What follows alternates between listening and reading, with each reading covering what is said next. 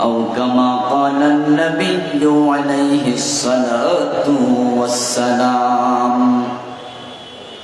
সকলে মেহেরবানি করে দুরূদ শরীফ পড়ুন আল্লাহুম্মা সাল্লি আলা মুহাম্মাদিন ওয়া আলা আলি মুহাম্মাদ কামা সাল্লাইতা আলা ইব্রাহিম ওয়া আলা আলি ইব্রাহিম ইন্নাকা হামিদুম মাজিদ আল্লাহুম্মা বারিক আলা মুহাম্মাদিন ওয়া আলা আলি মুহাম্মাদ كما باركت على إبراهيم وعلى آل إبراهيم إنك حميد مجيد اللهم صل وسلم وبارك عليه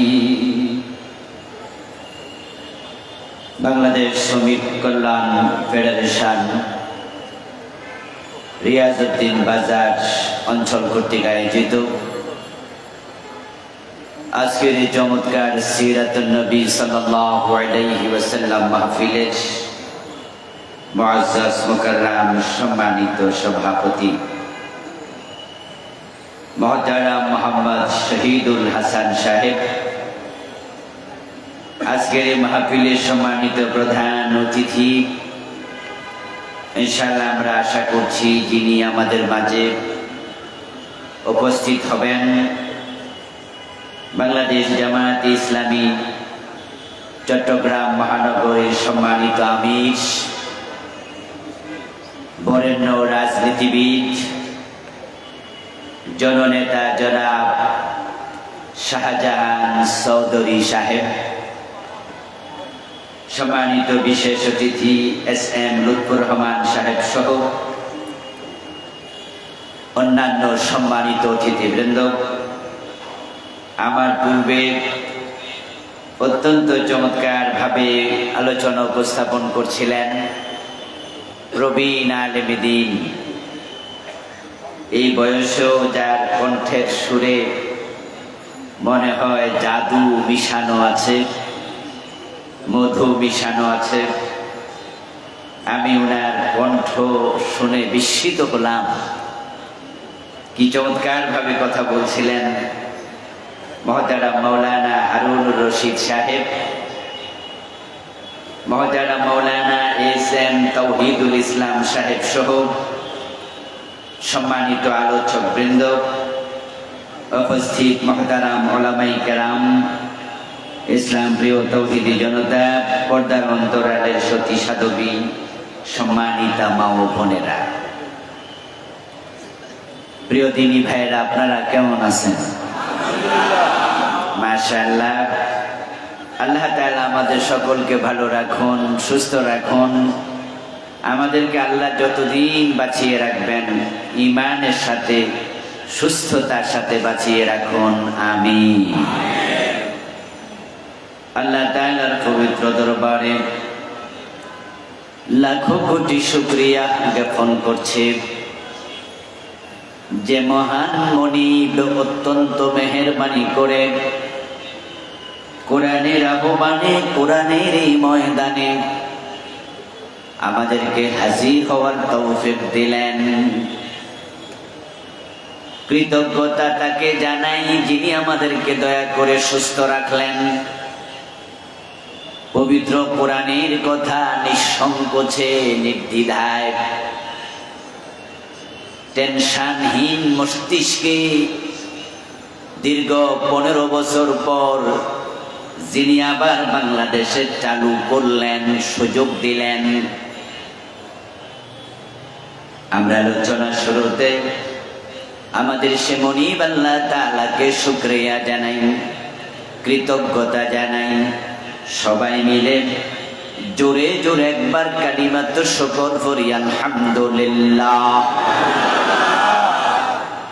দুরূদ ও সালাম বিশ্ব নবী সাইয়্যিদুল মুরসালিন, ইমামুনা, কুদওয়াতুনা, হাবিবুনা, উসওয়াতুনা, সনদুনা, তাবিবু কুলুবিনা, মুহাম্মাদুর রাসূলুল্লাহ সাল্লাল্লাহু আলাইহি ওয়াসাল্লামের প্রতি সাহাবায়ে কেরাম ও শুহাদায়ে জামের আলা ইল্লিয়িন আল্লাহ তাআলার কাছে কামনা করছি, বলুন আমিন।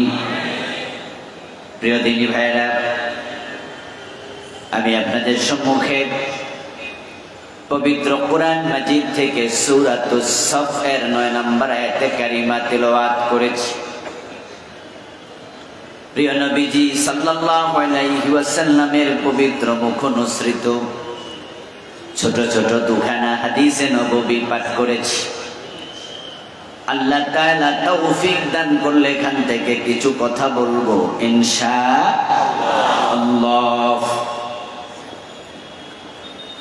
মূলত সূরাতুস সফ এর 9 নম্বর আয়াতে কারিমাতে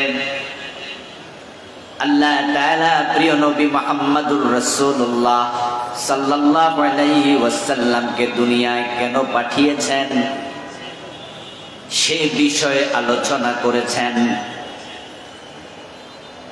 রাসূলুল্লাহ সাল্লাল্লাহু আলাইহি ওয়াসাল্লামের মতো মহামানবকে দুনিয়ায় পাঠানোর পিছনে আল্লাহর কোন লক্ষ্য উদ্দেশ্য আছে না নাই? কোন উদ্দেশ্যে আল্লাহ রাসূল মুহাম্মদকে পাঠাইছেন সেটা উম্মত হিসাবে আমাদের জানা প্রয়োজন আছে না নাই? নবীকে মেনে চলা, অনুসরণ করা উম্মতের জন্য নফল না ফরজ? তাহলে যাকে মানা ফরজ তাকে জানাও ফরজ। যেই কোনো বিষয় মানা আগে না জানা আগে? না জানলে মানার মাঝে ভুল হওয়ার সম্ভাবনা, না জেনে মানতে গেলে মাঝে মাঝে বিপদ হয়। যারা গাড়ি চালায় তারা ড্রাইভিং শিখে আগে না চালায় আগে? না শিখে চালাতে গেলে অ্যাক্সিডেন্ট হবে কিনা?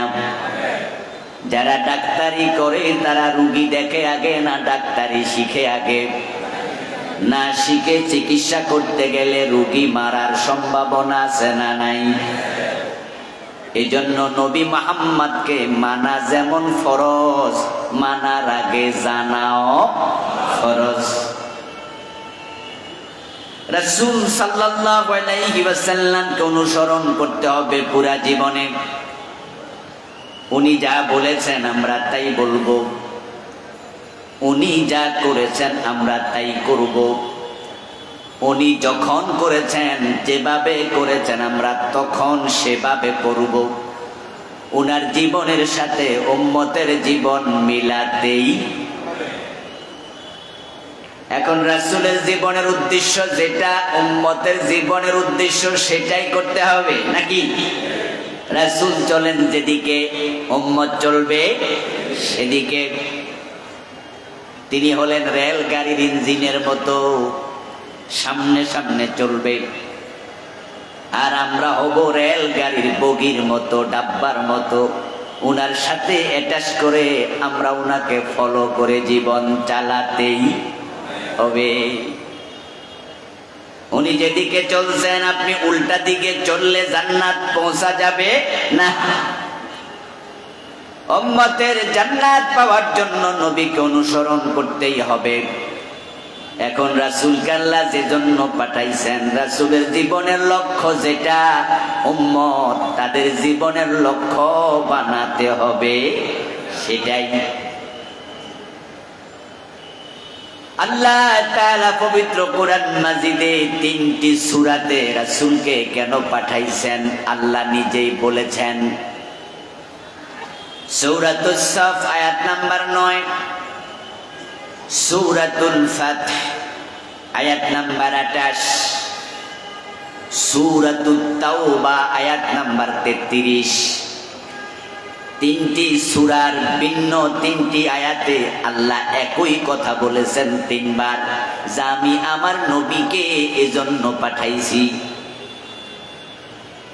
প্রিয় নবীজির জীবনের লক্ষ্য উম্মত আজকে বোঝে নাই, বুঝতে ব্যর্থ হয়েছে। অথবা যারা বুঝেছে তারা মানে না, মানতে ব্যর্থ হয়েছে।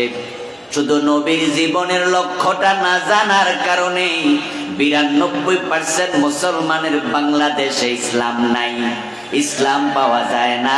যদি নবীর জীবনের লক্ষ্য উম্মত জানতো, তাহলে ধর্মনিরপেক্ষ সংবিধান দিয়া 53 বছর বাংলাদেশ চলার কথা না, অনেক আগে আল্লাহর কোরআনে বাংলাদেশ চলত। রাসূলুল্লাহ সাল্লাল্লাহু আলাইহি ওয়াসাল্লাম যখন মদিনার প্রেসিডেন্ট হলেন, 10 বছর তিনি মদিনা নামক রাষ্ট্র চালালেন। আপনারা দয়া করে জবাব দিন যারা জানেন রাসূলুল্লাহ মন মতো চালাইছেন আল্লাহর কোরআন মতো? বাংলাদেশ চলছে 53 বছর, হিন্দু প্রেসিডেন্ট হয় নাই একজনও। এই 53 বছরে কোন খ্রিস্টান প্রধানমন্ত্রী হয় নাই একজনও। এই 53 বছরের বাংলাদেশে কোন বৌদ্ধ আইনমন্ত্রী হয় নাই একজনও। তাহলে 53 বছরের প্রেসিডেন্ট সব মুসলমান, প্রধানমন্ত্রী মুসলমান, আইনমন্ত্রী মুসলমান, দেশ চলছে ব্রিটিশ আইনে। এতে বোঝা যায় মুসলমানরা আল্লাহর কোরআন দিয়ে দেশ চালাতে হয়। নবী মুহাম্মদ যে কাজ করেছেন সে কাজ বুঝতে ব্যর্থ, অথবা বুঝেও তারা না বুঝার ভান করছে। আর যারা রাসূলকে অনুসরণ করে না তারা আসল উম্মত হতে পারে না।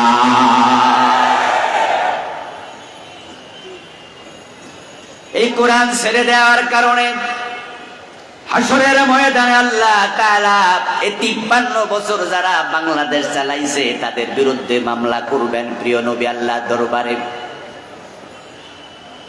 আল্লাহ তাআলা কোরআনে বলছেন, ওয়াকালার রাসূলু ইয়া রাব্বি ইন্না কওমি ইত্তাখাযু হাদাল কুরআনা মাহজুরা। আমরা তো রাসূলের শাফাতের জন্য অপেক্ষা করছি। রাসূলুল্লাহ শাফিউল মুজনিবিন, তিনি গুনাহগার উম্মতের সুপারিশকারী। উনি উম্মতদেরকে সুপারিশ করে করে জান্নাতে নেবেন। আমরা উম্মত হিসাবে মোছে তেল দিচ্ছি, জান্নাতে গিয়ে কাঁঠাল খাবো, কষ্ট যেন না লাগে। রাসূল শাফাত করবে, জান্নাতে দৌড়ে ঢুকে যাব। তাই আমরা গান বানাইছি, আছেন আমার মুক্তার, আছেন আমার ব্যারিস্টার, শেষ বিচারের হাইকোর্টেতে তিনি আমায় করবেন পার। এই যে সুপারিশের আশায় বসে আছেন, সুপারিশ রাসূল সবার জন্য করবে না। কিছু উম্মতের বিরুদ্ধে রাসূল মামলা করবেন আল্লাহর আদালতে। এই কথা বলেছেন স্বয়ং আল্লাহ। ওয়াকালার রাসূলু ইয়া রাব্ব, আল্লাহ তাআলা কোরআন মাজিদে বলতেছেন আমার রাসূল বলবে, ও আমার রব, ইন্না কওমি ইত্তাখাযু হাদাল কুরআনা মাহজুরা। আমার উম্মত, আমার জাতি, এই লোক আমার রেখে আসা কোরআন তারা বর্জন করেছে। অথচ কোরআন কায়েমের জন্য আমি নবী মুহাম্মদ দাঁত ভেঙেছি, আমি দাঁত দিয়েছি, আমি রক্ত দিয়েছি, আমি পাথরের আঘাত খেয়েছি, হেলমেট ভেঙে আমার মাথার ভিতরে ঢুকেছে, আমি 3 ঘন্টা ওদের বেহুশ থেকেছি। তায়েফের ময়দানে আমার রক্তাক্ত দেহ, তামাম দেহের একটা পশমের গোড়া বাকি ছিল না যেখানে রক্ত লাগে না, আমি রক্ত দিয়েছি। অথচ আমার রেখে আসা কোরআন উম্মত দাবি কইরা তারা সমাজে প্রতিষ্ঠিত করে নাই, তারা ব্রিটিশ আইনে দেশ চালাইছে। এই 53 বছর যারা প্রধানমন্ত্রী, এমপি, মন্ত্রী হইয়া কোরআনের পক্ষে আসে নাই, সবগুলো মামলার আসামি হওয়া লাগবে। সে মামলার বাদী হবে কে? নবী মুহাম্মদুর রাসূলুল্লাহ সাল্লাল্লাহু আলাইহি ওয়াসাল্লাম। রাসূল মামলা দেবেন যারা কোরআন ছেড়েছে তাদের বিরুদ্ধে। কথাটা আমার না আল্লাহর। তো রাসূল যদি মামলা দেয় সুপারিশ পাবেন কেমনে? আখিরাতে রাসূলের সুপারিশ দরকার আছে না নাই? এজন্য তো আমরা কোরআনের পক্ষে কথা বলি, কোরআনের আইনের কথা বলি। গত 15 বছর আমরা কথা বলার ভালো পরিবেশ পাই না, এরপরও জীবনের ঝুঁকে নিয়ে কোরআনের পক্ষে কথা বলেছি। কোরআনের পক্ষে কথা বলতে গিয়ে কত ভাই হাত দিয়েছে, পা দিয়েছে, চোখ দিয়েছে, জেলে গিয়েছে, অনেক আল্লাহর বান্দা ফাঁসির মঞ্চেও গিয়েছে। এরপরেও আখেরাতে মুক্তির চিন্তা মাথায় ছিল, তাই কোরআনের কথা বলা থেকে এক চুল পরিমাণ বিচ্যুত হয় নাই।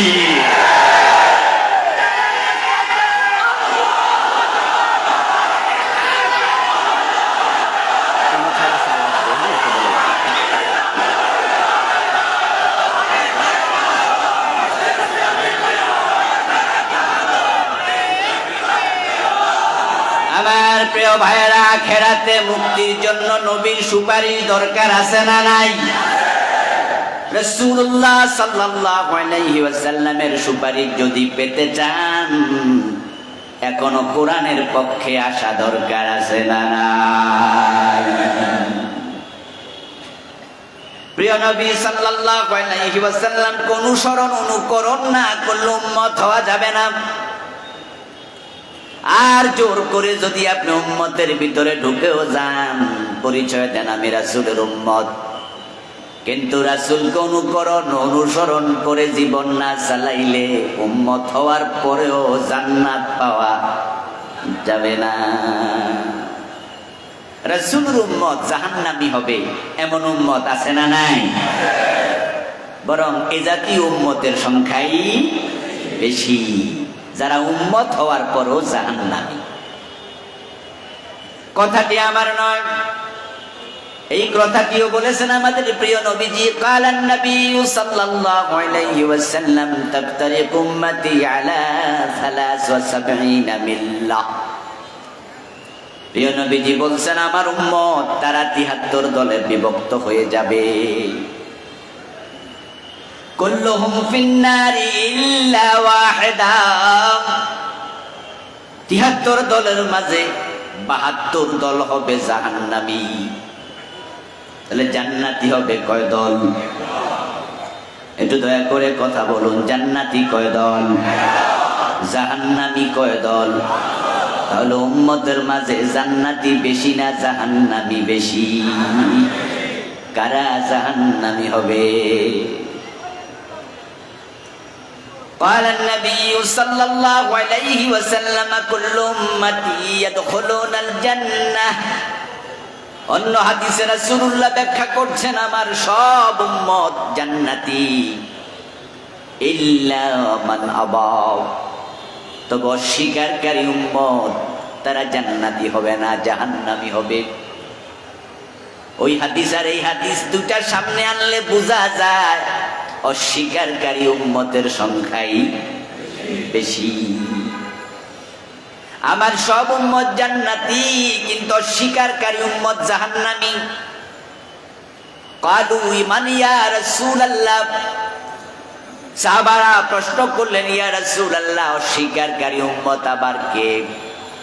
প্রিয় নবীজি জবাব দেন, মান আতাআনি দাখালাল জান্নাহ ওয়া মান আসানি ফাকাদ আবা। যে ব্যক্তি আমি নবীকে অনুকরণ করে জীবন চালাবে সে হবে জান্নাতি। আর যে আমি নবীকে অনুসরণ করে ব্যক্তি জীবন, পারিবারিক জীবন, রাষ্ট্রীয় জীবন, আন্তর্জাতিক জীবন সাজাবে না, উম্মত দাবি করার পরও সে হবে জাহান্নামী। এই 53 বছর যারা দেশ চালাইছে তারা কি রাসূলুল্লাহর মদিনার 10 বছর কোরআনের আইন অনুসরণ করে বাংলাদেশটা কোরআন দিয়ে চালাইছে? চালায় নাই। বিপদ বিপদ। জান্নাতে তো সোজা না। হাসতে হাসতে পান চাবাতে চাবাতে জান্নাতে পৌঁছা যায় না, জান্নাতে যাওয়া কঠিন। এই জান্নাতের পথে চলতে গিয়ে নবী ইব্রাহিমকে অগ্নিকুণ্ডে নিক্ষিপ্ত হওয়া লেগেছে। এই জান্নাতের পথে চলতে গিয়ে বেলালকে গলায় রশি পরা লেগেছে। এই জান্নাতের পথে চলতে গিয়ে আমির হামজা কলিজা দিতে হয়েছে। এই জান্নাতের পথে চলতে গিয়ে হযরত ইমাম হোসেনকে কল্লা দিতে হয়েছে। নবী মুহাম্মদ সাল্লাল্লাহু আলাইহি সাল্লামের মতো মহামানবকে দাঁত দিতে হয়েছে। আর আপনি ভাবছেন যে হাসতে হাসতে জান্নাত পাওয়া যায়, এত সোজা না। এই 53 বছর আল্লাহর কোরআন দিয়ে দেশ চলছে না। এজন্য যারা কোরআন বোঝে, ইসলাম বোঝে, তারাই তো তারা কখনো নিশ্চিন্তে ঘুমায় না, টেনশন করছে। এদিকে একবার যায়, ওদিকে একবার যায়, মানুষের বাড়িতে বাড়িতে যায়, বুঝাতে চায় কোরআনের কথা বলছে। পরিবেশ পক্ষে থাকুক আর বিপক্ষে থাকুক, চাকরি চলে যায়, জীবন চলে যায়, থামে না। তারা জান্নাতে যাওয়ার আগ পর্যন্ত থামবে না, তাদেরকে থামানো যাবে না।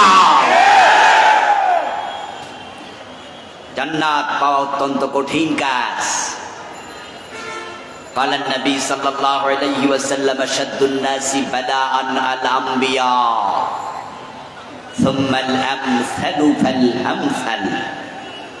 প্রিয় নবীজি সাল্লাল্লাহু আলাইহি ওয়াসাল্লাম বলেন, এই জমিনে যত বিপদ এসেছে, মুসিবত এসেছে, সবচেয়ে বেশি বিপদের মুখোমুখি যারা হয়েছে তারা হলো আল্লাহর নবী।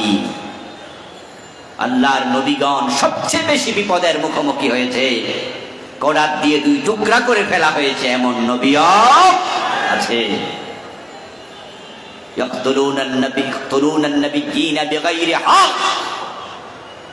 কোরআনে আল্লাহ বলছে নবীদেরকে অন্যায়ভাবে শহীদ করা হতো, শহীদ। এই আয়াতের ব্যাখ্যায় প্রিয় নবীজি সাল্লাল্লাহু আলাইহি ওয়াসাল্লাম বলেছেন, বনি ইসরাইলের লোকেরা কোনো একদিন সকাল বেলায় একসাথে 43 জন নবীকে জবেহ করে দিয়েছে। 43 জনকে একসাথে জবে করে ফেলেছে। আমার প্রিয় ভাইরা, প্রিয় নবীজি বলছেন আমার উম্মত হবে 73 দল, তার মাঝে জান্নাতি হবে মাত্র কয় দল? রাসূলের উম্মত কয় দল? চুপ করে আছেন কেন? বলেন তো, রাসূলের উম্মত কয় দল? 73 দল।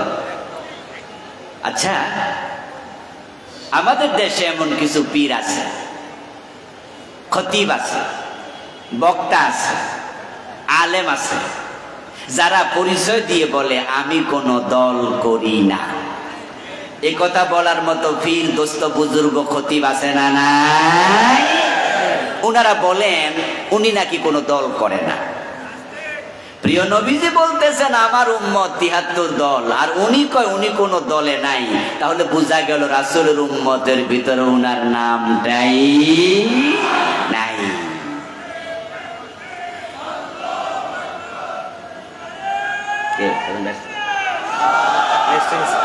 প্রিয় ভাইরা, আচ্ছা শোনেন, আমাদের প্রধান অতিথি এসেছেন, উনি বিশ্রামে আছেন, পরের দিকে আসবেন ইনশাআল্লাহ। এবার আসুন আমরা আবার কথায় মনোযোগ দেই। আল্লাহর হাবিব বলছেন আমার উম্মত হবে 73 দল।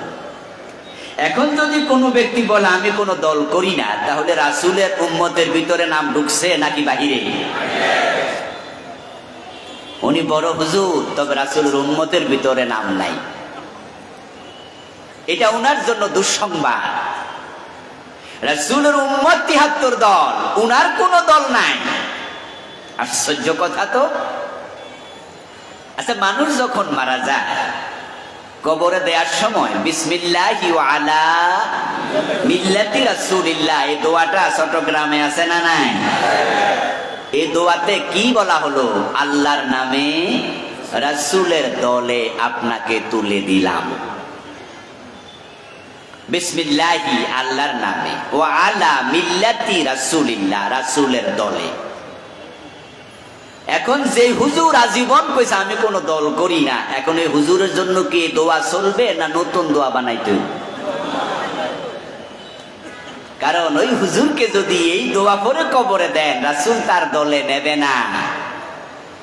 কারণ যেই হুজুরকে আপনি রাসূলের দলে, যেই খতিবকে, যেই বক্তাকে, যেই নামাজিকে, যেই হাজিকে মরার পর রাসূলের দলে আপনি দোয়া পড়ে তুলে দিলেন, বলুন তো রাসূলের দলে উনি গেছে না পাবলিকে ধাক্কাইয়া দিছে?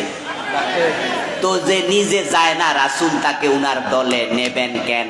রাসূল কি ঠেকায় বসছে? আল্লাহর নবী বললেন তাফতারিকু উম্মতি আলা 73 মিল্লাত, আমার উম্মত 73 দলে বিভক্ত হবে, সবাই জাহান্নামী, জান্নাতি এক দল। এই কথা বলার সাথে সাথে কিলা মান ইয়া রাসূলুল্লাহ, একজন সাহাবী দাঁড়ায়া গেলেন। দাঁড়িয়ে তিনি প্রশ্ন করলেন, হে আল্লাহর নবী, একদল জান্নাতি, সে দল কোনটা? আমি চিনতে চাই, জানতে চাই। যেই সাহাবী প্রশ্ন করলেন, বোঝা যায় জান্নাতে যাওয়ার বড় শখ ওই সাহাবীর ছিল। তাই তিনি ভাবলেন ৭২ দলে ঢুকা গেলে তো উপায় নাই। এখন জান্নাতি দল যদি একটা হয়, আমি সেটা জানতে চাই, চিনতে চাই। ও নবী, সে দল কোনটা আপনি বলেন। আজকের মাহফিলে আপনারা যারা আছেন, যদি জান্নাতে আপনিও ঢুকতে চান, জান্নাতি দল সেনা আপনারও দরকার আছে না নাই? তাহলে এই প্রশ্নটা ওই সাহাবীর একা না, এই প্রশ্নটা আমাদেরও প্রশ্ন। ও রাসূল, জান্নাতি দল কোনটা? ক্বালা মা আনা আলাইহি ওয়া আসহাবী। প্রিয় রাসূল জবাব দেন, আমি নবী মুহাম্মদ এবং আমার সাহাবারা যেই মত, যে পথের উপরে প্রতিষ্ঠিত, যদি তুমি সেই মত, সেই পথের উপর প্রতিষ্ঠিত হতে পারো, তুমিও হবে জান্নাতি। মা আনা আলাইহি, আমি নবী যার উপর, তুমি আসবে তার উপর। ও আসহাবী, এবং আমার সাহাবারা যার উপর প্রতিষ্ঠিত, তুমি সেখানে আসো। অমুক দল তমুক দল রাসূল বলেন নাই, বলেছেন আমি যার উপর, তুমি আসবে তার উপর। এই যে আল্লাহর হাবিবের হাদিস, এটার ব্যাখ্যা কি? এটার ব্যাখ্যা আল্লাহ কোরআন মাজিদে দিয়েছেন। কারণ আমার রাসূল বানায়া কোনো কথা বলতেন না, যা তিনি বলতেন সবই ওহী। আল্লাহ ওহী নাজিল করেছে, রাসূলুল্লাহ কোরআনের ব্যাখ্যা করতেন, কোরআন রাসূলের কথার ব্যাখ্যা করত। আল্লাহ নবী আবার কিসের উপর প্রতিষ্ঠিত? আল্লাহ বলতেছে, কুল ইন আত্তাবিউ ইল্লা মা ইউহা ইলাইয়া ইন্নী আখাফু ইন আসাইতু রাব্বি আযাব ইয়াউমিন আযীম। হে নবী মুহাম্মদ, আপনি বলে দিন আমার সাহাবারা উম্মতেরা শোনো, যেই ওহী আমার উপর নাজিল হয়, ওই ওহীর উপরে প্রতিষ্ঠিত থাকতে আমি নবী বাধ্য। যেই ওহী আল্লাহ পাঠায় সেটা মানতে আমি নবী বাধ্য। ইন্নী আখাফু ইন আসাইতু রাব্বি আযাব ইয়াউমিন আযীম। যদি আমি আমার রবের কথার বাইরে যাই, ওহির বাইরে চলি, কিয়ামতের কঠিন আযাবের দিনের ভয় আমিও করি। যদি আল্লাহর কথার বাইরে যাই, হাসরের দিন আল্লাহ আমাকেও রেহাই দেবেন না। ও প্রিয় ভাই, নবী মুহাম্মদ ওহির উপরে প্রতিষ্ঠিত ছিলেন। এখন আল্লাহর জান্নাতি দলে যোগ দিতে চাইলে ওহির কাছে আসা দরকার, আমাদেরও আছে না নাই? ওহী হলো দুই প্রকার। একটা হলো ওহী মাতলু, যেটার নাম হলো কোরআন, আর একটার নাম ওহী গায়রে মাতলু, যেটার নাম হলো হাদিস। যেই হাদিস রাসূল বলেছেন, এটা উনি মন মতো বলেন নাই, এটাও আল্লাহর পাঠানো ওহী। আল্লাহর নবী ওহীর উপর প্রতিষ্ঠিত, সাহাবারা ওহীর উপরে প্রতিষ্ঠিত। এখন সেই ওহী আমরা ছেড়ে দিছি, এই ওহী দিয়ে এখন সংসদ চলে না। এ কোরআন হাদিস দিয়া গণভবন, বঙ্গভবন, সংসদ ভবন, T1 office, DC office, SP office, high court, supreme court, এই কোরআন দিয়া অর্থনীতি, সমাজনীতি, রাজনীতি কিচ্ছু চলে না। এই কোরআন এখন শুধু মসজিদ আর মাদ্রাসায় আছে। ওই মসজিদ মাদ্রাসাও এখন আর কোরআন দিয়ে চলে না। হক কথা বললে, কোরআনের কথা বললে ইমাম সাহেবেরও, খতিব সাহেবেরও চাকরিটা থাকে না। এই 15 বছর জালেমেরা মসজিদের সভাপতির সবগুলা পদ দখল করেছে। এই জালেমদের কারণে সভাপতি সেক্রেটারি দৌড়াতে খতিবরা হক কথা বলা বন্ধ করে দিয়েছে, হক কথা বলার পরিবেশ পায় নাই।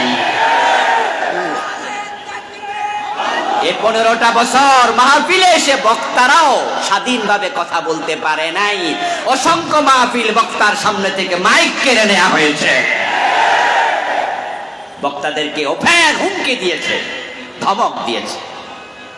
কোরআনের কথা বলার পরিবেশই ছিল না এই 15-17টা বছর। কোরআনকে তারা পরিত্যক্ত বানিয়েছিল।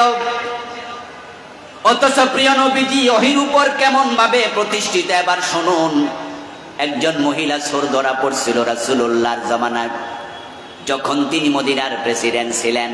ওই মহিলা ছিলেন অবিবাহিতা এবং তিনি ছিলেন সম্ভ্রান্ত বংশের নারী। এর আগে কোন চোরের হাত কাটার বিধান প্রিয় নবীজি দেনও নাই। এই বিধান তখন নাজিল হলো মাত্র। আল্লাহর হাবিব বললেন তার হাত কেটে দাও।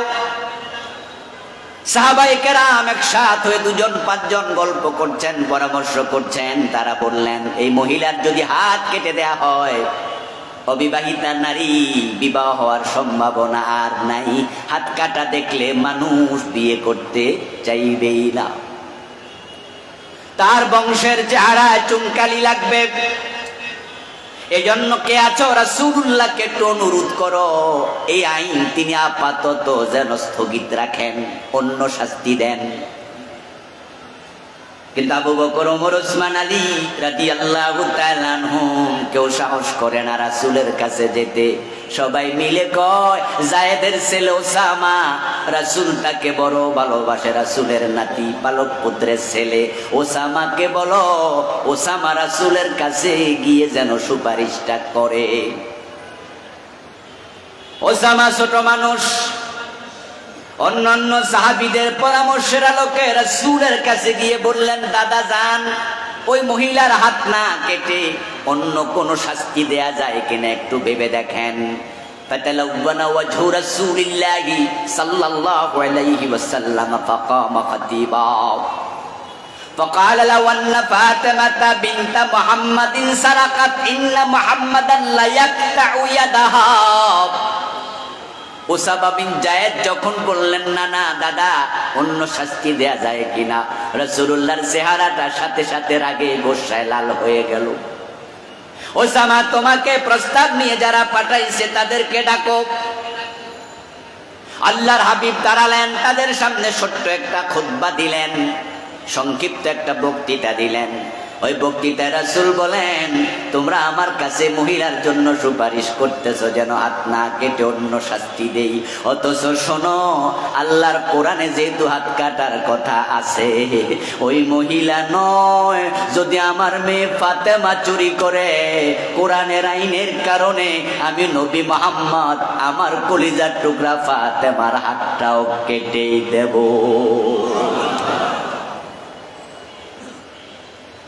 আমি ফাতেমাকে ছাড় দিতে পারবো না, কারণ আমি যদি আল্লাহর কথার বাহিরে যাই হাসরের দিন আল্লাহ আমাকেও ছাড়বে না। ওহির বাহিরে যাওয়ার কোনো অধিকার নবী মুহাম্মাদেরও নাই। আমার রাসূল যদি উনার মেয়ে ফাতেমা চুরি করলে তার হাত কাটার ব্যাপারে দায়িত্বহীন কণ্ঠে ঘোষণা দিয়ে থাকেন, এবার আপনাদের জবাব দিতে হবে বাংলার ভাইরা। 53 বছরে আমরা কয়জন চোরের হাত কাটছি? এই দেশে চোর আছে না নাই? এই যে 53 বছরে একজনেরও হাত কাটলেন না, হাসরের ময়দানে রাসূলের সামনে চেহারা দেখাবেন কেমনে? আমার রাসূল সেদিন বলবে কোরআন তারা পরিত্যাগ করেছে। এই জন্য তো আমরা স্লোগান দেই আল্লাহর আইন চাই, সৎলোকের শাসন চাই। কারণ আল্লাহর আইন যখন কায়েম হয়ে যাবে তখনই চোরের হাত কাটা শুরু হবে। চোরের হাত কাটার জন্য দেশে আল্লাহর আইন দরকার আছে না নাই?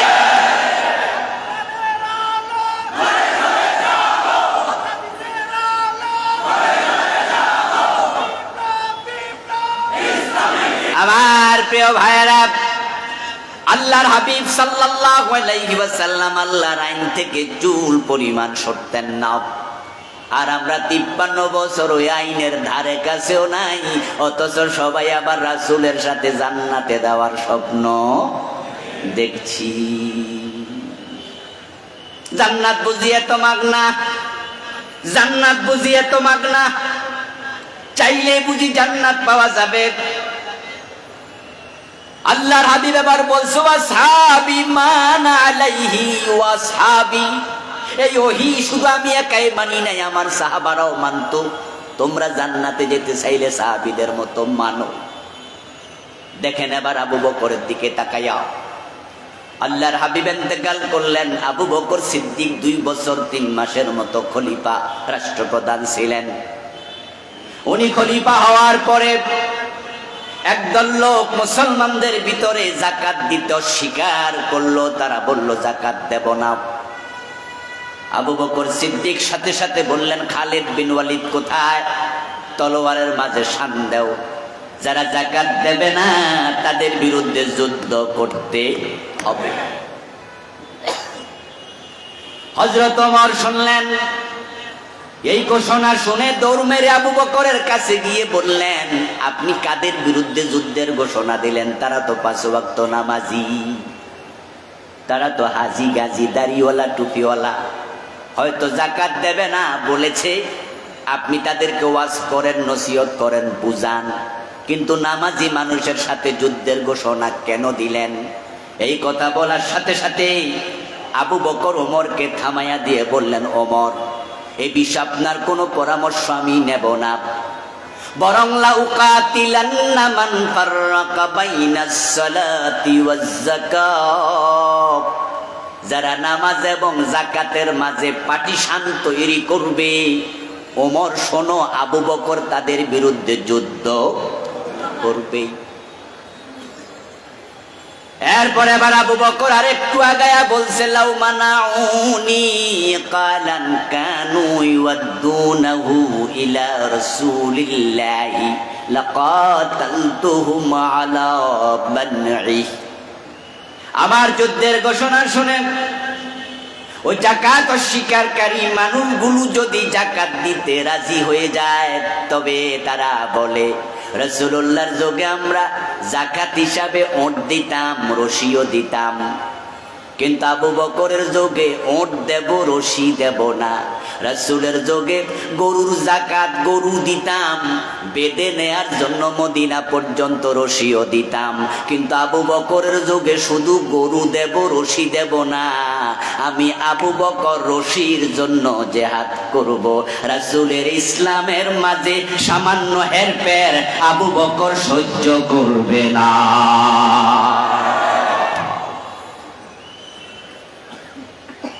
হযরত ওমর অতটুকু শোনার পরে বললেন, ফাআলিমতু ফাআরিফতু আন্নাল্লাহ কাদ শাররাহা সাদরা আবি বকরিন লিল হক। আবু বকরের অন্তরকে আল্লাহ ইসলামের জন্য খুলে দিয়েছেন। আবু বকরের শেষ কথা শুনে আমি বুঝতে পারছি আমি ভুল বুঝেছি, আবু বকর ঠিক বুঝেছে। কারণ রাসূলের ইসলাম যেমন, আমাদের ইসলামও হবে হুবহু তেমন। তাই তারা আজকে বলবে রশি দেব না, কালকে বলবে যাকাত দেব না, পরশু বলবে নামাজি পড়ব না। এটা চলতে দেয়া যাবে না। যারা যাকাত দিতে অস্বীকার করল, আবু বকর যুদ্ধ ঘোষণা করলেন। এবার আপনাদের কাছে আমার প্রশ্ন, প্রিয় ভাইয়েরা, 53 বছর বাংলাদেশে রাষ্ট্রীয়ভাবে যাকাত উসুল হয়েছে কয় বছর? আবু বকর রাষ্ট্রীয়ভাবে যাকাত উসুল করার জন্য লোক পাঠালেন, যারা দিল না তাদের বিরুদ্ধে যুদ্ধ করলেন। আর 53 বছরের বাংলাদেশে রাষ্ট্রীয়ভাবে যাকাত উসুল হলো না, আর আমরা নাকে তেল দিয়া ঘুমাই। আবু বকর যদি থাকতেন, বাংলাদেশে যারা যাকাত দিচ্ছে না তাদের বিরুদ্ধে যুদ্ধ ঘোষণা করতেন। যাকাত আদায় করা ফরজ, এটা রাষ্ট্রের জন্য আবশ্যক। তুখাযু মিন আগনিয়াইহিম ফাতুরাদ্দু ইলা ফুকারাইহিম। প্রিয় নবীজি সাল্লাল্লাহু আলাইহি ওয়াসাল্লাম বলেছেন, ধনীদের থেকে যাকাত উসুল করা হবে, গরিবের মাঝে বন্টন করা হবে, এটা রাষ্ট্রের দায়িত্ব। সূরা হজের মাঝে আল্লাহ বলেছেন, আল্লাযীনা ইম্মাক্কান্নাহুম ফিল আরদি আকামুস সালাহ ওয়া আতাউয যাকাত ওয়া আমারু বিল মা'রুফ ওয়া নাহাউ আনিল মুনকার। যদি কোন জায়গায় কোন জমিনে আমি আল্লাহ মুসলমানদেরকে রাষ্ট্র ক্ষমতা দেই, তাদের জন্য আমি আল্লাহর 4টা দায়িত্ব প্রদান করা হলো। আমি আল্লাহর পক্ষ থেকে 1 নাম্বার আইন করে তারা নামাজ কায়েম করবে। 53 বছরের বাংলাদেশে নামাজ পড়ুন নামাজ পড়ো, পীর সাহেব বলে নামাজ পড়ো, হুজুর বলে নামাজ পড়ো, ইমাম বলে নামাজ পড়ো, সবাই বলে পড়ো, কিন্তু ফজরের টাইমে মসজিদে গেলে মসজিদে খালি 1 কাতার 2 কাতার 1.5 কাতার আধা কাতার। গ্রামে গঞ্জে এমন মসজিদও আছে ইমাম আর মুয়াজ্জিন কোন মুসল্লি। মাগরিবের টাইমে দেখবেন মসজিদে নামাজ পড়ে বের হয়ে বারান্দায় দাঁড়ায়, মসজিদে আসছে কতজন, দোকানে আছে কত হাজার। মন চাইলে নামাজ পড়ে, মন চাইলে পড়ে না। জাতীয় মসজিদ বাইতুল মুকাররমে গিয়ে দেখবেন দোতলায় নামাজ চলছে, নিচতলায় দোকানদারি চলছে, দোকান বন্ধ করে না। কিন্তু ইসলাম যখন আসবে, কোরআন যখন কায়েম হবে, আজানের সাথে সাথে দোকান বন্ধ করতে বাধ্য করা হবে। যারা দোকান বন্ধ করবে না, ব্যবসার লাইসেন্স বাতিল হবে, দৌড়ে জেলে ঢুকানো হবে। ইমাম আবু হানিফা, শাফি, মালিক, আহমদ ইবনে হাম্বল রাহিমাহুমুল্লাহ 4 ইমাম একমত, যদি বালেগ লোক নামাজ না পড়ে তাকে জেলে দিতে হবে। এই আইন যদি বাংলাদেশে শুরু হয়, তাহলে 6 মাস 1 বছরের ব্যবধানে মসজিদে যাওয়ার বলা লাগবে না, বরং বাজারের মসজিদে 3 বার 5 বার 10 বার জামাত হবে, মুসল্লি জায়গা দেয়া যাবে না।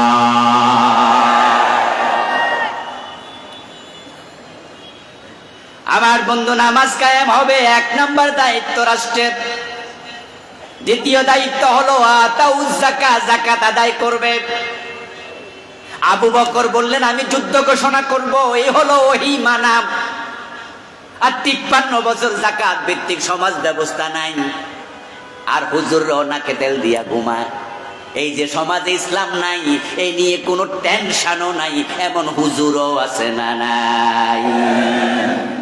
কিছু আলেম ওলামা, কিছু ফিক, কিছু আল্লাহওয়ালা মানুষ, নামাজি মানুষ টেনশনে অস্থির। আরে ইসলাম কেন কায়েম হয় না, ইসলাম কেন কায়েম হয় না, পাগলের মতো দাওয়াতি কাজ করে।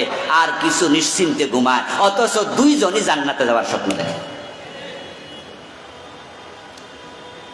হযরত আবু বকর মরে গেলেন 2 বছর 3 মাস পর।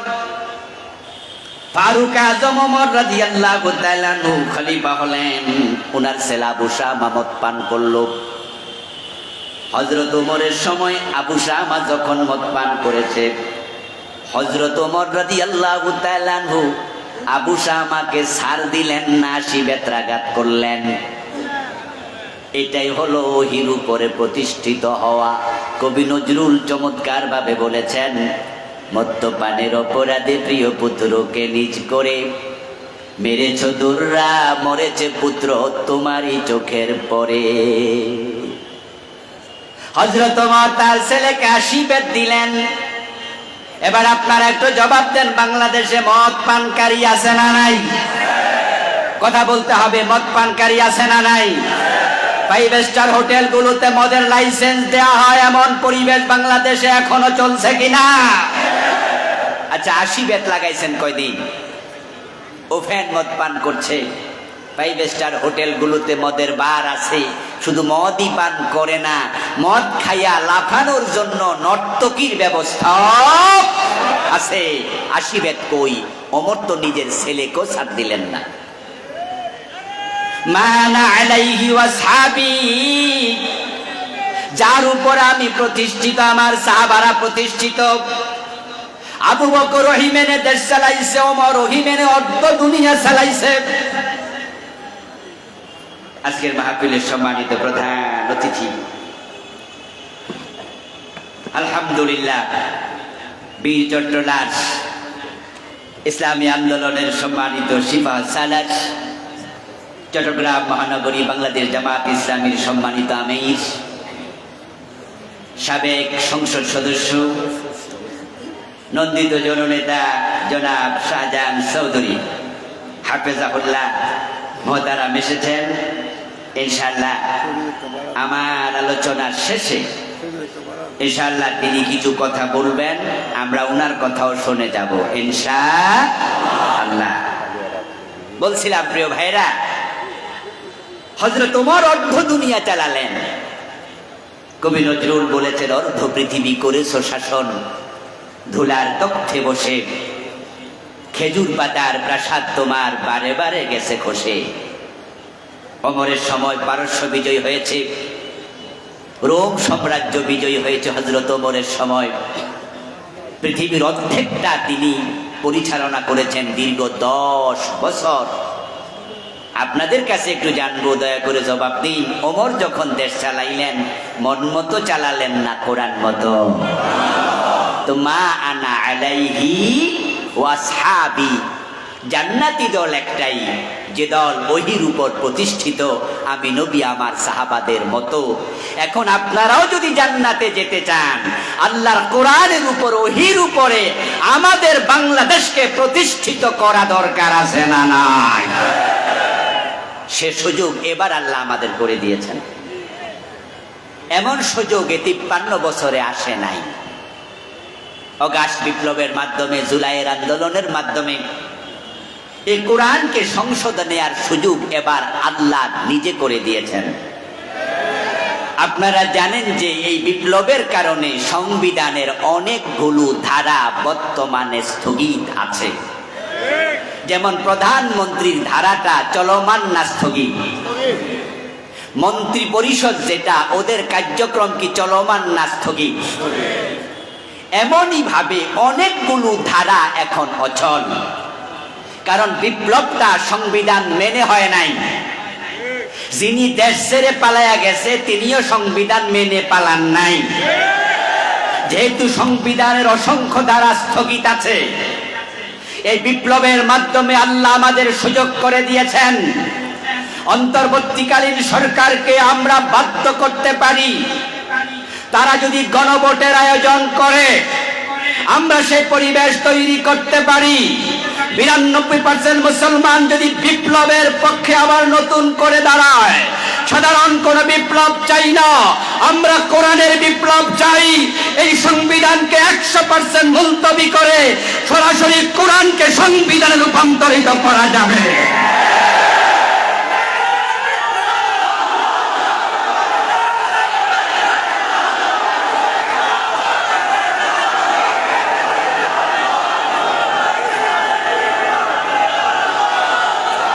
আমার প্রিয় ভাইয়েরা, আল্লাহর কোরআনকে সংবিধান বানানোর পরিবেশ আল্লাহ নিজে করে দিয়েছেন।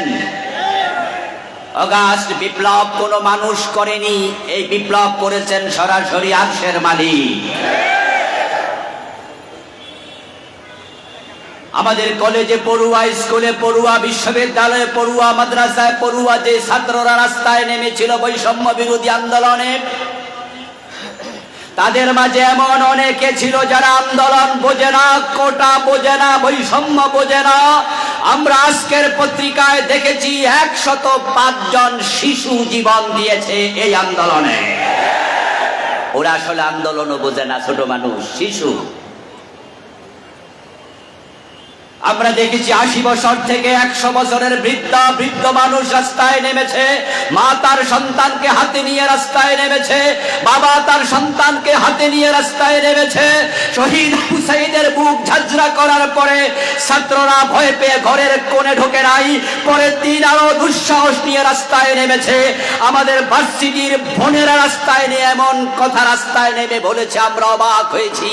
এক বোন তো বলেছেন পিছনে যাওয়ার আর কোনো সুযোগ নেই, পিছনে পুলিশ, সামনে স্বাধীনতা। ঢাকা বিশ্ববিদ্যালয়ের প্রফেসর সায়মা ম্যাডাম বলেছিলেন, কয়জনকে মারবা? একজন মারবা 10 জন আসবে, 10 জন মারলে 100 জন আসবে, মাইরা কুলাতে পারবা না, আরশ আজিম কাঁপছে, আল্লাহর অভিশাপে তোমরা ধ্বংস হয়ে যাবে। সেটাই হয়েছে। ছাত্র জনতার বুকে আল্লাহ সাহস দিয়েছে, তারাই আবাবিল হয়ে জমিনে আবির্ভূত হয়েছিল। আল্লাহ যে সুযোগ দিয়েছে আল্লাহর কোরআনকে সংবিধান বানানোর কাজে, সেই সুযোগ এবার কাজে লাগাতেই হবে।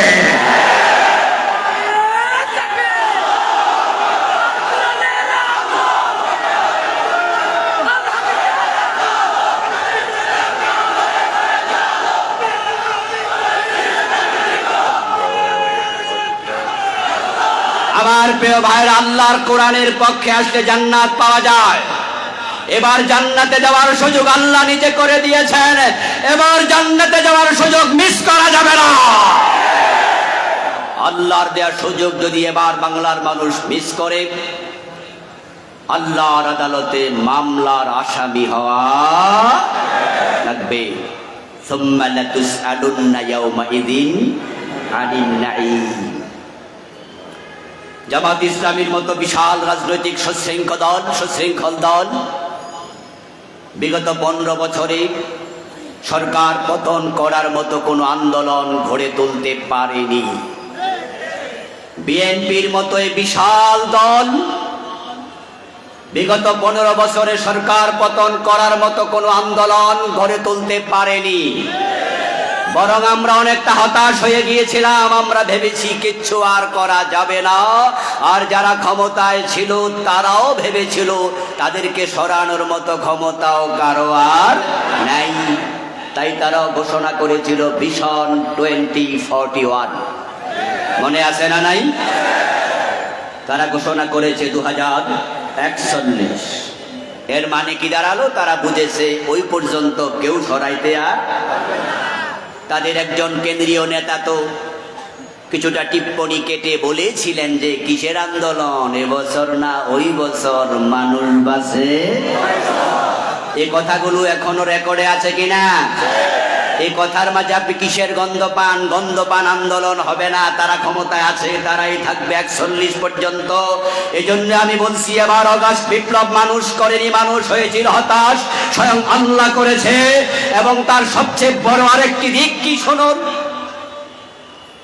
ছাত্রদের দাবি ছিল 9 দফা। কোটা আন্দোলন থেকে আসলো 9 দফায়। 9 দফার পরে আন্দোলনটা রূপ নিল কয় দফায়? ওই 1 দফায় যে দাবিটা ছিল সেটা কি সরকার পালিয়ে যাক না পদত্যাগ?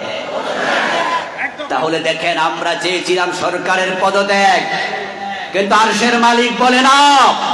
সেই পরিমাণ জুলুম তারা বাংলাদেশে করেছে।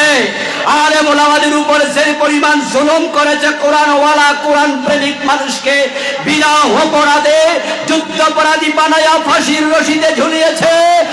3.5 লাখ মসজিদের খতিবের কণ্ঠনালী চেপে ধরেছে। তাদের অনুমতি ছাড়া তাফসীর মাহফিলে কথা বলা যেত না। আল্লাহ চেয়েছেন পদত্যাগ না, তাদেরকে এই দেশে আল্লাহ থাকতে দেবেন না।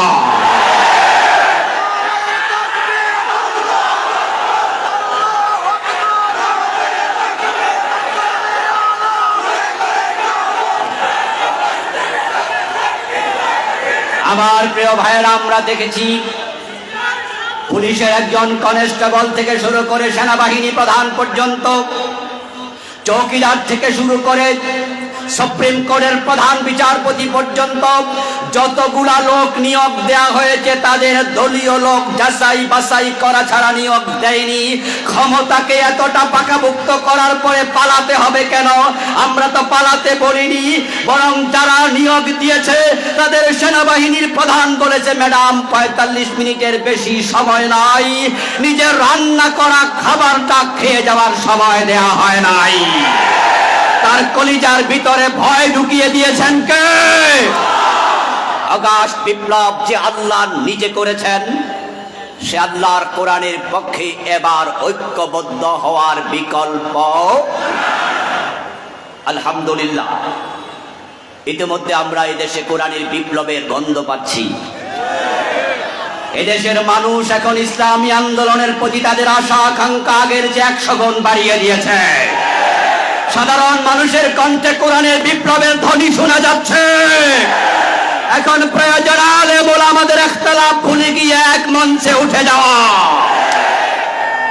আমরা যদি ইসলাম ওয়ালারা এক হতে পারি, বিশেষ করে আলেমরা যদি আমরা এক জায়গায় আসতে পারি, আগামীর বাংলাদেশ হবে ইসলামের বাংলাদেশ। ইখতিলাফ আমরা আগে করেছি, কিছু ইখতিলাফ এখনো করছি। ইসলামের কিছু মাসআলার ইখতিলাফ কিয়ামত পর্যন্ত থাকবে। এটা ইসলামের ডাইভার্সিটি, এটা ইসলামের সৌন্দর্য। সাহাবীদের মাঝেও ছোটখাটো কিছু ইখতিলাফ ছিল। চার মাযহাবের ইমাম যদি সব মাসআলায় একমত হতেন, মাযহাব ৬০টা হওয়ার দরকারও ছিল না। একই মায়ের পেটের দুই সন্তান, সব বিষয়ে তারাও তো একমত হয় না। Many man many minds. মানুষ যখন বেড়ে যায়, চিন্তার ভিন্নতাও বেড়ে যায়। কেউ হাত নাভির নিচে বাঁধে, কেউ বুকের উপরে বাঁধে, ইখতিলাফ ছিল, এটা থাকবে। কেউ জোরে আমিন বলে, কেউ আস্তে আমিন বলে, ইখতিলাফ ছিল, এটা থাকবে। কিন্তু দিন শেষে আমরা এক জায়গায় এক মোহনায় গিয়ে তো মিলিত হই। ও প্রিয় ভাই, নাভির নিচে কেন হাত বাঁধো? উত্তর দেয় হাদিসে আছে, তাই বাঁধি। জিজ্ঞাসা করা হলো, আপনি ভাই বুকের উপরে হাত কেন বাঁধেন? একই উত্তর, হাদিসে আছে, তাই বাঁধি। প্রশ্ন করা হয়, আপনি আমিন কেন জোরে বলেন? উত্তর দেয়, হাদিসে আছে, তাই জোরে বলি। আপনি কেন আমিন আসতে বলেন? তিনিও বলে, হাদিসে আছে, তাই আসতে বলি। ইখতিলাফ যেখানে থাকুক, সব জায়গায় দলিল কোরআন হাদিসে খুঁজি। কোরআন হাদিস নিয়ে তো কোনো ইখতিলাফ নাই, যে কোরআন হাদিস নিয়ে আমরা ঐক্যবদ্ধ আছি। ইখতিলাফের জায়গায় ইখতিলাফ রেখে ওই কোরআনকে সংশোধনে আর ব্যাপারে আলেমরা যদি এক হয়ে যায়, জালেমরা লেজ তুলে পালিয়ে যাবে ইনশাআল্লাহ।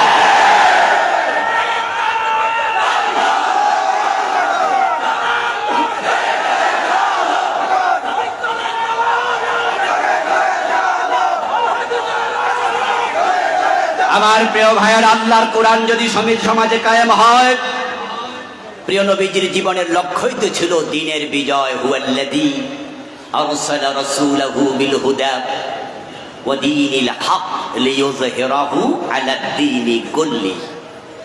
যেটা আজকে আমার আলোচনার প্রতিপাদ্য মূল পয়েন্ট, নবীজির জীবনের লক্ষ্য।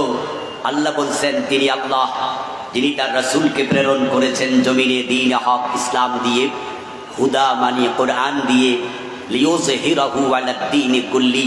কোরআন এবং ইসলাম প্রিয় নবীজিকে আল্লাহ দিয়েছেন, উদ্দেশ্য তিনি সমাজে কোরআনের বিজয় করে দেবেন। যত মত আছে, পথ আছে, মানুষের বানানো তন্ত্র আছে, মন্ত্র আছে, সংবিধান আছে, আদিয়ানে বাতেলা আছে, সবগুলোর উপরে নবী মুহাম্মদ ইসলামকে বিজয়ী করবেন। আল্লাহর জন্য পাঠিয়েছেন আমার নবী মুহাম্মদুর রাসূলুল্লাহ সাল্লাল্লাহু আলাইহি ওয়াসাল্লাম। ইসলামকে বিজয়ী করে তারপর দুনিয়া থেকে বিদায় নিয়েছেন। এখন রাসূলের জীবনের লক্ষ্য কোরআনের বিজয় হলে আমাদের জীবনের লক্ষ্য কোরআনের বিজয়কে বানাতেই হবে। প্রিয় নবীজি সাল্লাল্লাহু আলাইহি ওয়াসাল্লাম মক্কায় পারেননি, 13 বছর চেষ্টা করেছিলেন। কেন পারেননি মক্কায় দ্বীনের বিজয় করতে? কারণ মক্কার সংসদে দারুন নাদওয়াতে আবু জেহেলরা কোরআন নিয়ে প্রবেশ করতে রাসূলকে দেয় নাই। ঠিক বাংলাদেশও কোরআনের বিজয় হয় নাই, কারণ 53 বছরে কোরআনকে সংসদে নিতে ওরা দিচ্ছে না। ওরা সংসদে কোরআন তেলাওয়াত করে, কিন্তু কোরআনের আইন মানতে রাজি না। আল্লাহর হাবিব সাল্লাল্লাহু আলাইহি ওয়াসাল্লাম মদিনায় গেলেন, কোরআনের আলোকে 10 বছর দেশ চালালেন, দ্বীনের বিজয় হয়ে গেল।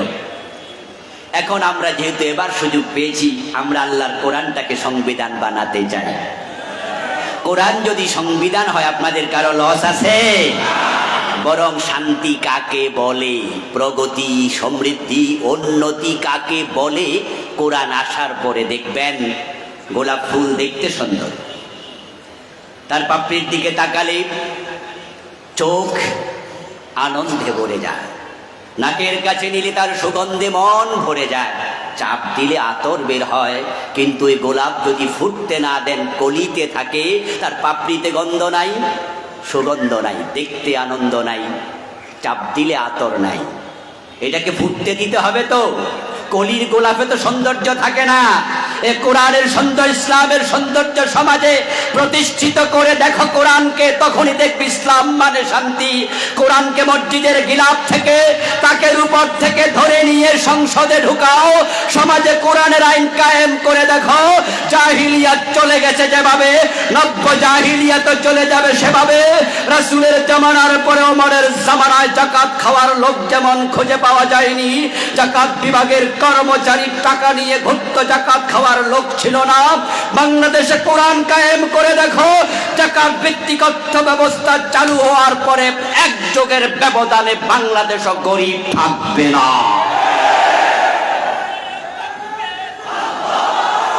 আমার প্রিয় ভাই, সেজন্য প্রয়োজন হচ্ছে কোরআনকে নিয়ে সামনে এগিয়ে যাওয়া। আজকের এই মাহফিল থেকে আমরা আমাদের যত মত আছে, পথ আছে, সব ভুলে গিয়ে, যত ইখতিলাফ আছে, কেউ কিয়াম করে, কেউ কিয়াম করে না, কেউ মিলাদুন নবী পালন করে, কেউ সিরাতুন নবী পালন করছেন।